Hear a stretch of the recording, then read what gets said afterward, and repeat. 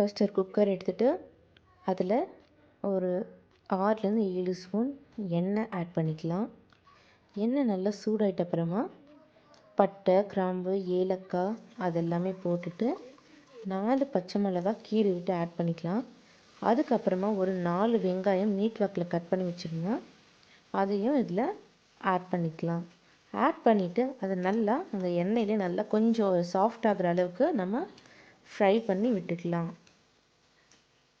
அது நல்லா கொஞ்சம் சாஃப்ட் ஆகிற அளவுக்கு இது பண்ணிவிட்டு உப்பு 1½ ஸ்பூன் உப்பு போட்டுட்டு அதையும் நல்லா மிக்ஸ் பண்ணி விட்டுடலாம்.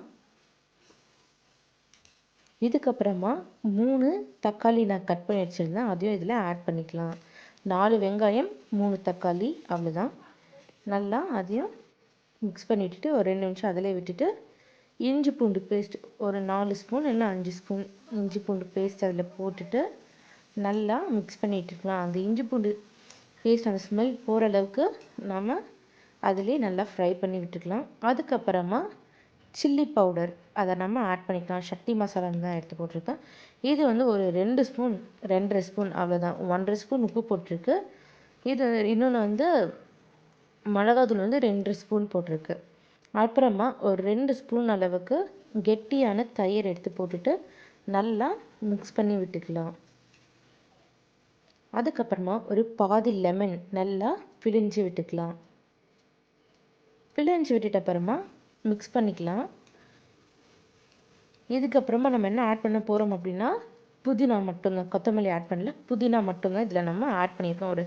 ஒரு கைப்பிடி ஃபுல்லாக புதினா எடுத்து நல்லா ஆட் பண்ணிவிட்டு மிக்ஸ் பண்ணி விட்டுக்கலாம். இந்த மசாலா கூட நல்லா மிக்ஸ் ஆகணும், அந்த அளவுக்கு நாம் மிக்ஸ் பண்ணிக்கலாம். அப்புறம் வேக வச்சு எடுத்த மட்டன், அந்த நெஞ்செலும்புலாம் இருந்தது, அதெல்லாம் ஒரு 5-6 விசில் விட்டு வேக வச்சு எடுத்துகிட்டு அதுக்கப்புறம் இதில் ஆட் பண்ணியிருக்கோம்.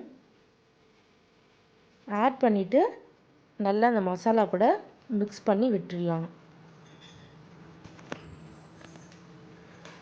அந்த மசாலா வந்து ஃபுல்லாக அதில் நல்லா மிங்கிள் ஆகணும், அந்த அளவுக்கு நம்ம மிக்ஸ் பண்ணிவிட்டு ஒரு கிளாஸ் தண்ணி, அந்த மட்டன் வேக வச்சு எடுத்த தண்ணியில் 1 கிளாஸ் தண்ணி ஃபஸ்ட்டு இதில் ஆட் பண்ணிவிட்டு ஒரு 2 நிமிஷத்துக்கு ஹை ஃப்ளேமில் வச்சுட்டு நல்லா மிக்ஸ் பண்ணிவிட்டு அதுக்கப்புறம் நாங்கள் வந்து 3 கிளாஸ் அரிசிக்கு 6 கிளாஸ் தண்ணி, இன்னும் 5 கிளாஸ் தண்ணியை வந்து இதில் ஆட் பண்ணியாச்சு.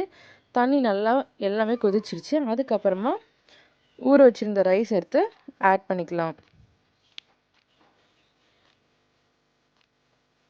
அது ஃபேட் எல்லாமே மேலே எப்படி இருக்குது பாருங்கள். அதுக்கப்புறமா இன்னும் கொஞ்சமாக உப்பு தேவைப்பட்டுச்சு, உப்பை ஆட் பண்ணிவிட்டு கீழேருந்து நல்லா கலக்கி விட்டுடலாம். ரெண்டுமே தண்ணியும் அப்புறம் ரைஸும் ஈக்குவலாக இருக்குது. இப்போ வந்து நம்ம விசில் போட்டு மூடிடலாம். மூடிட்டு ஒரே ஒரு விசில் மட்டும் போதும். அதுக்கப்புறமா அந்த எண்ணெய்லாம் மேலே தேங்கிட்டு இருக்காங்க. இப்போ வந்து நம்ம வேறு ஒரு பாத்திரத்துக்கு மாற்றிட்டு அதை நல்லா நம்ம மிக்ஸ் பண்ணி விட போகிறோம். மேலே தான் ஃபுல்லாக அந்த எண்ணெயே தேங்கிட்டு இருந்துச்சு, ஆனால் கீழே அடியில் பார்த்திங்கன்னா ரைஸ் எல்லாமே நல்லா வெந்துட்டு இருந்தது. இப்போ ஒரு பாத்திரத்துக்கு மாற்றிட்டு அந்த கீழே அந்த எண்ணெய் அந்த கொழுப்புலாம் இருந்தது, அதெல்லாம் நம்ம நல்லா மிக்ஸ் பண்ணி விட்டுடலாம். இந்த மாதிரி நல்லா மிக்ஸ் பண்ணி விட்டுக்கோங்க. அந்த எண்ணெய் அதுதான் எல்லாமே இப்போ ரைஸு அந்த எண்ணெய் எல்லாமே இப்போது நல்லா மிக்ஸ் ஆகிடுச்சு.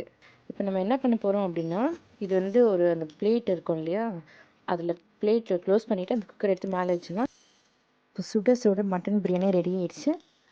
வாங்க சாப்பிட்லாம்.